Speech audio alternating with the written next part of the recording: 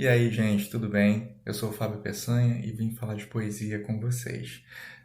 Vocês já devem ter visto que saiu agora no dia 1º de junho, na coluna que eu assino na revista Vício Velho, A Palavra Alucinógeno, um texto a partir de um poema da Roberta Tostes Daniel, do poema Vocação.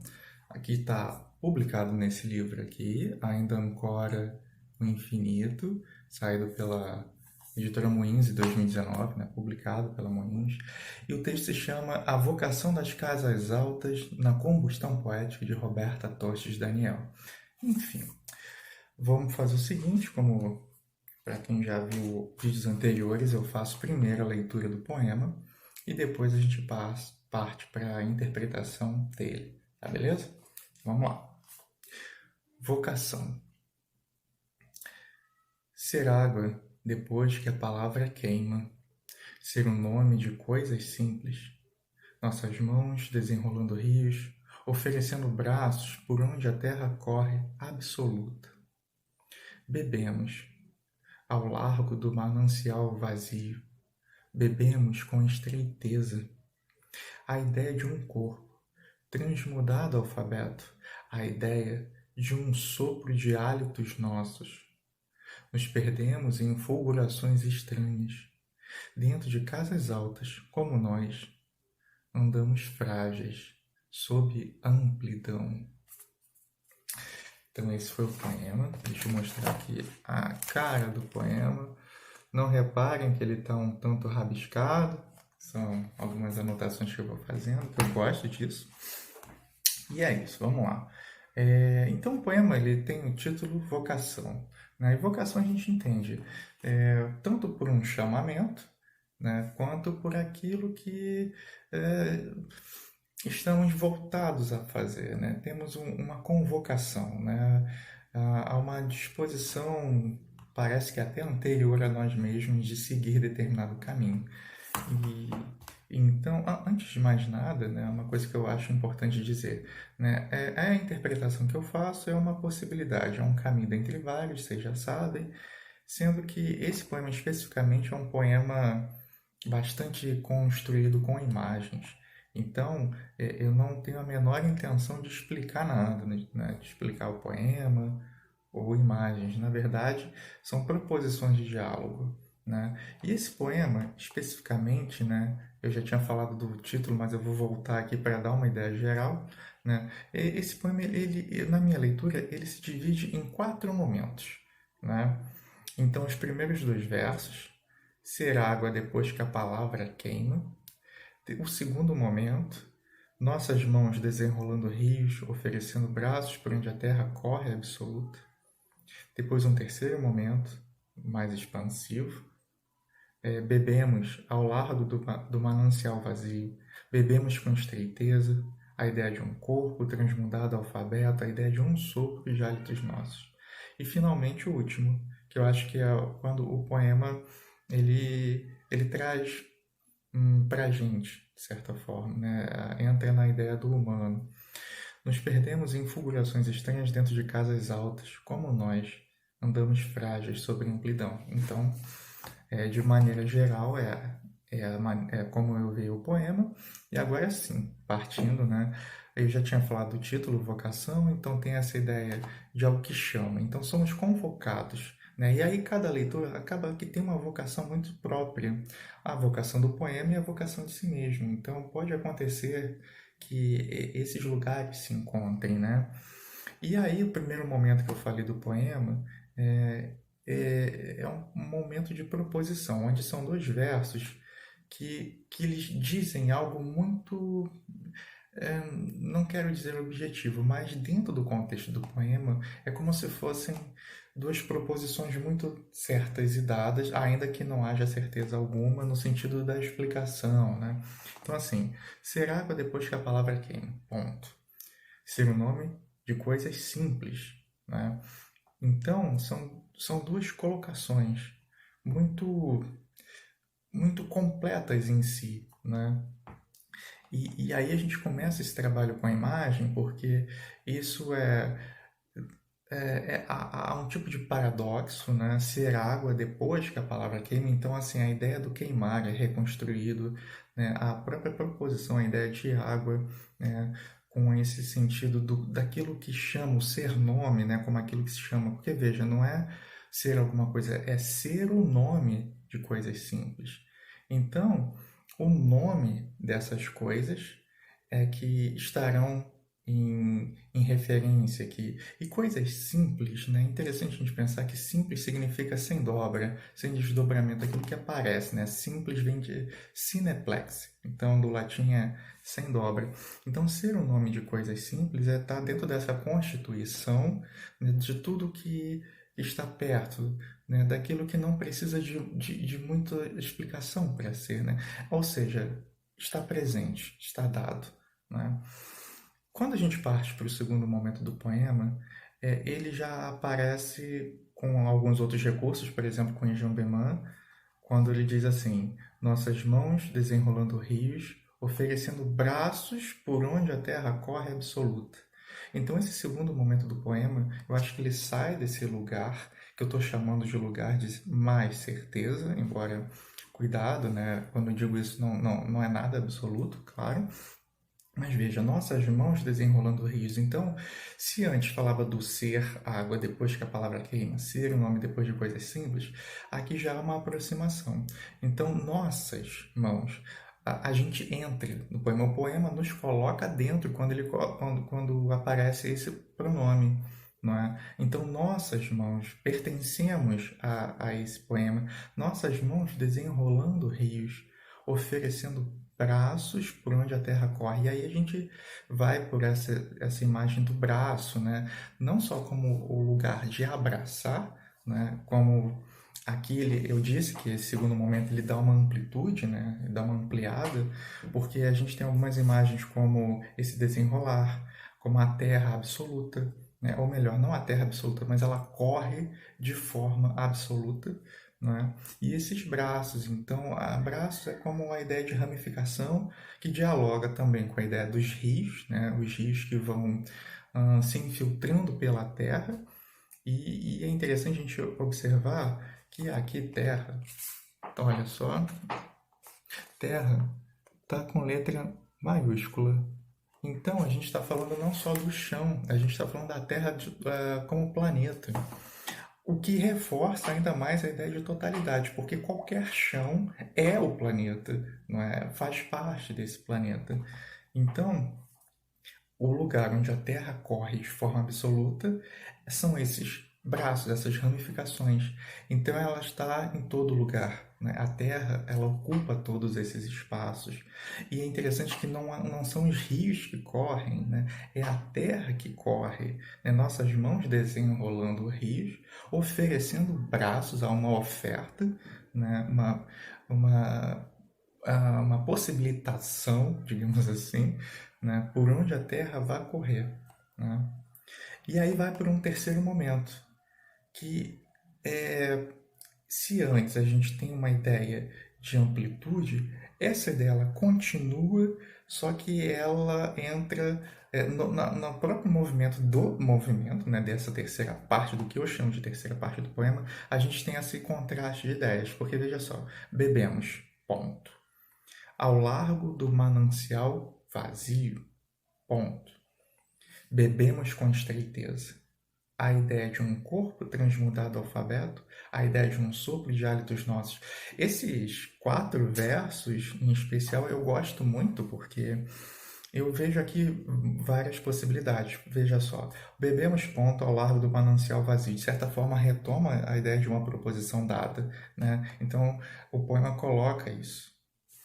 Depois, a ideia ela é desenvolvida, né? Bebemos com estreiteza. Então, se antes havia a ideia do beber como algo completo em si mesmo, porque aqui no poema, veja só, que está bebemos, né, com ponto. Então, bebemos ponto. Então, a ideia se encerra ali, né? Bebemos. Ao largo do manancial vazio, ponto.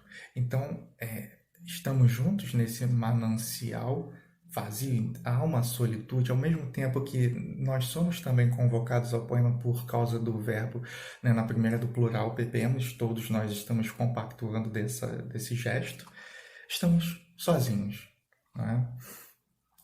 Depois, isso é especificado, bebemos com estreiteza. Então, essa maneira do beber, ele é especificado, né? Então, a estreiteza, ela te coloca, né, leitor, a gente, dentro de um lugar mais específico, né? Bebemos com estreiteza, existe um modo de se beber. E aí vem a ideia de um corpo transmutado ao alfabeto, a ideia de um sopro de hálitos nossos. Quando eu digo que são dois movimentos dentro desse movimento, é porque, primeiro, com esses dois verbos, né, desses dois versos onde tem um beber, a gente tem essa ideia, né, do beber uh, pleno e depois algo estreito, e depois a ideia do corpo ele é retomado, ou melhor, ele é proposto. De certa maneira, a ideia do corpo já está retomado desde a ideia de terra, né? Porque a gente está entendendo o corpo aqui como uma unidade, não apenas como o corpo humano, orgânico.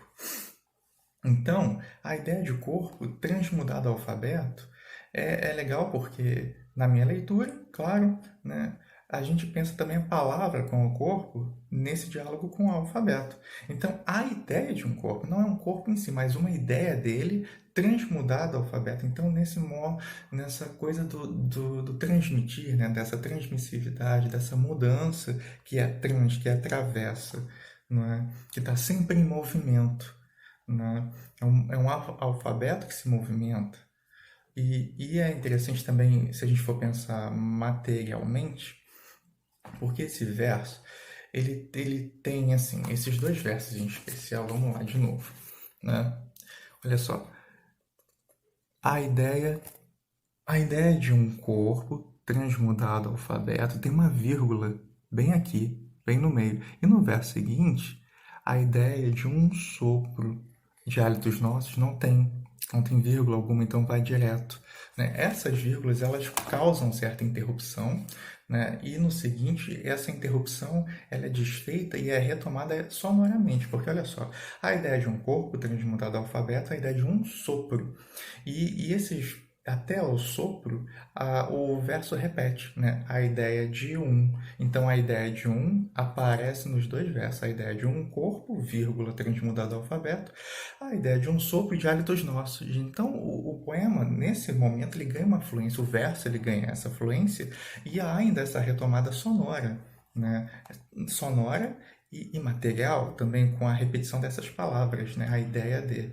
Então, essa ideia de corpo e depois o sopro, né? O corpo ele é retomado no sopro como algo que vai, como algo que é inapreensível de certa forma, né? E é inapreensível e ao mesmo tempo nos pertence, porque a ideia de um sopro de hálitos nossos. Então, aquilo que está na nossa boca, que sai de dentro do nosso corpo, né? Nosso hálito, nosso cheiro interno, né? Feito isso, o poema ele dá uma guinada e vai para os três últimos versos, né? Que diz assim: nos perdemos em fulgurações estranhas, dentro de casas altas, como nós, andamos frágeis sob amplidão. Então, eu acho que, eu gosto de pensar nessa ideia do movimento porque é como se fossem cenas, né? Como se houvesse um corte de cena aqui, de câmera, e ele dá um foco diferente para a ideia de leitura, né? As imagens, elas se reagrupam de maneira também específicas em cada movimento, né? Isso, claro, de novo, dentro do meu encaminhamento de leitura. Então, aqui, a gente está de novo colocado no poema, né? Nos perdemos. Eu acho que, assim, desde o terceiro verso, lá de Nossas Mãos Desenrolando Rios, a gente entrou de cara no poema. A gente que eu me refiro somos nós leitores, né? E cada um entrando de um modo, claro. A partir daí, a gente está cada vez mais dentro. Tanto que essa ideia, nos perdemos em fulgurações estranhas. A fulguração tem essa ideia do brilho, né? De algo repentino, de um lapso. Né? E é estranho, são fulgurações estranhas, são fulgurações que a gente não tem como dizer, que são inexplicáveis, inapreensíveis, que fogem do senso comum, né? É isso que causa certo impacto, certa estranheza, e de certa maneira o poema ele vai trazendo essa ideia, esse estranhamento, não é? Dessa ideia da estreiteza, do beber, do sorver, não é? Depois dessa palavra, dessa que é água, né? De ser água depois que a palavra queima. Então a palavra ela está queimando liquidamente, então é uma maneira também de penetração, né? Penetração, como diria até o Manuel de Barros, num verso que eu não me lembro mais exatamente como, mas a ideia é do rio da água que entra em toda possibilidade de fresta, né? Mas enfim, voltando aqui, nos perdemos em fulgurações estranhas dentro de casas altas, como nós. Eu não consegui evitar a metáfora com a ideia da casa, né? Casa alta como construções. Imagina, a gente dentro de uma casa alta que a gente não alcança, o teto que ela é espaçosa, a gente se sente perdido lá dentro. Ao mesmo tempo eu não consegui, cadê? Eu tava aqui. Eu lembrei logo da Poética do Espaço do Bachelard, né, que ele trata dessa metáfora da casa, né, diz o nosso corpo como casa, e tem o sótão, e tem o porão, e eu acabei de perder a página aqui. Ah, voltou. Então, eu acabei lendo esse trecho do poema muito pensando no Bachelard também, né? Então aqui, nos perdemos em fulgurações estranhas dentro de casas altas como nós. Então é uma metáfora do esvaziamento, é uma metáfora da gente humano como esse lugar de perdição, como esse lugar de estamos perdidos em nós, né? Estamos num lugar que é alto, que não conseguimos alcançar, né? E andamos frágeis, né? Por mais que estejamos dentro dessa casa, por mais que, mais ainda, por mais que sejamos essa casa, porque há uma comparação, né? Veja só, né? Aqui nos perdemos em fugacionar dentro de casas altas, como nós. Então há uma vírgula, há uma preparação, há uma pausa, né, para a entrada do como nós. Então essa aproximação da gente, do que a gente é, né? Vírgula de novo, esse como nós está entre vírgulas e depois o verso final, que é direto. Ai, meu nariz. Andamos frágeis sob a amplidão. Então, por mais que estejamos nesse caminho, né, o poema coloca essa fragilidade das certezas, essa fragilidade daquilo que a gente é. Porque num súbito a gente deixa de ser, não é?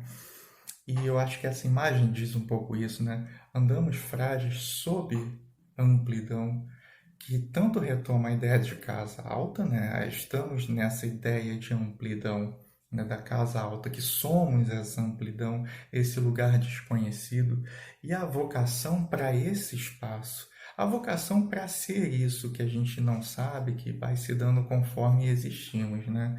Então, mais ou menos, né? Essa é a ideia, né, do poema. Enfim, gente, é isso.